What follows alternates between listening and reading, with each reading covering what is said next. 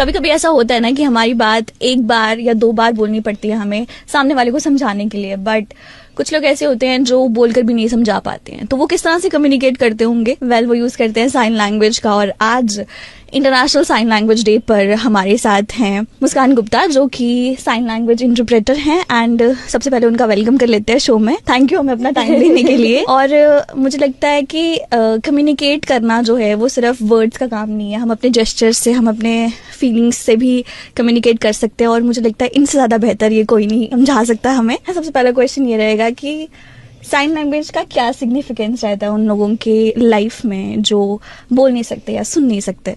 Like obviously सबसे पहली चीज़ तो ये है, क्योंकि हमें अगर किसी से बात करनी है और अपनी फीलिंग्स एक्सप्रेस करनी है तो हमारे लिए कम्युनिकेशन कितना इंपॉर्टेंट है ऑब्वियसली। तो जो बोल नहीं सकते और सुन नहीं सकते, अगर उनको साइन लैंग्वेज ही नहीं आएगी, आई डोंट नो वो अपनी फीलिंग्स कैसे एक्सप्रेस करेंगे। सो साइन लैंग्वेज जानना किसी भी एक ऐसे इंसान के लिए जो कि डेफ एंड म्यूट है, along with all the other people जो हमारे आसपास हैं, जैसे हम डेफ एंड म्यूट नहीं है, बट हमें भी साइन लैंग्वेज आनी चाहिए, क्योंकि हम एक दूसरे की फीलिंग्स कैसे जान पाएंगे।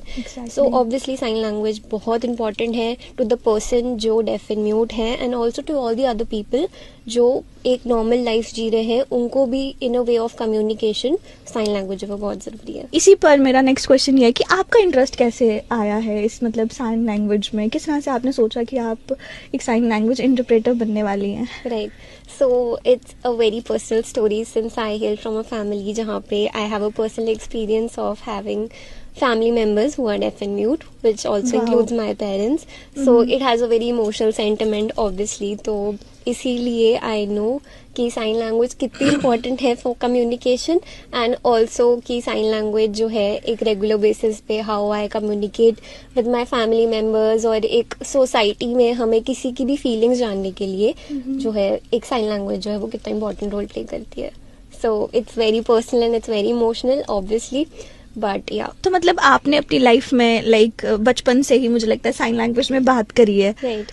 तो किस तरह का रहा आपका एक्सपीरियंस? क्या डिफिकल्ट था या फिर काफी इजी था? बिकॉज आपके पेरेंट्स, जैसे कि आपने बताया, they are already they know the language, या तो फिर कैसा एक्सपीरियंस था, मुझे ये बताइए। देखिए, फॉर मी मेरे लिए कुछ भी मुश्किल नहीं था ऑब्वियसली, क्योंकि जैसे हम छोटे होते हैं हम बोलना सीखते हैं, तो वैसे ही साइन लैंग्वेज भी मैं सीख गई इवेंचुअली। क्योंकि जब हम छोटे होते हैं तो हम सीखते हैं कि मम्मा कैसे बोलना है, पापा बोलो पापा पापा।